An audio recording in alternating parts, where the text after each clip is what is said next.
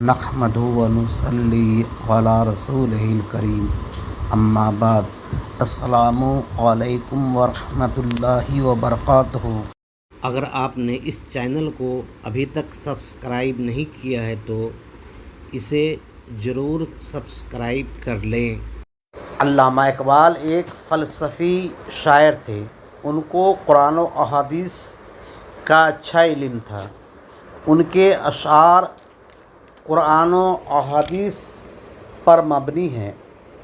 وہ اپنے اشعار میں عشق رسول پر بہت زور دیے ہیں، مگر ان کی زندگی میں عشق رسول دور تک معلوم نہیں پڑتا ہے۔ ان کو علم سے محبت تھی، رسول اکرم صلی اللہ علیہ وسلم سے انہیں محبت نہ تھی۔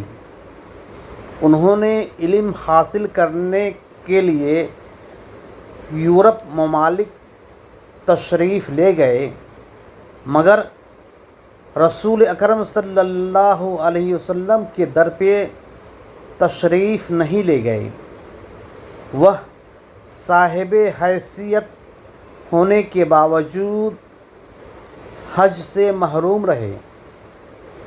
انہوں نے ٹائی پہننا تو گوارا کیا، مگر داڑھی رکھنا گوارا نہ کیا۔ اعلیٰ حضرت رضی اللہ عنہ فرماتے ہیں کہ جو شخص اپنے کلام سے عاشق رسول لگتا ہے مگر اس کے دل میں عشق رسول نہیں ہے تو وہ کذاب اکبر ہے۔ وآخر دعوانا الحمد للہ رب العالمین۔